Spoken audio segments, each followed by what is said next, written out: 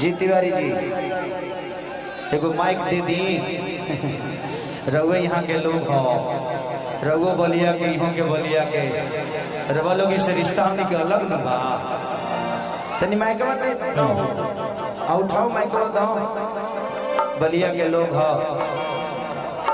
अभी बलिया में हम काले कार्यक्रम कैले, बहुत अच्छा लगता है बलिया जाना क्योंकि आप वहाँ से, इसलिए बार बार वहाँ विजिट करने का मन करता है। आप कुछ बोलेंगे लोगों से, हमारे यहाँ के हैं, आप अपने ससुराल में आई हैं।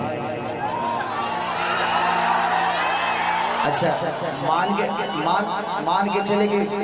पवन भैया मेरे बड़े भाई हैं, उनकी ये शादी है तो ससुराले हुआ है जी, हम छोटे हैं। अब कुछ बोल दो, देवर संखती बोल दो।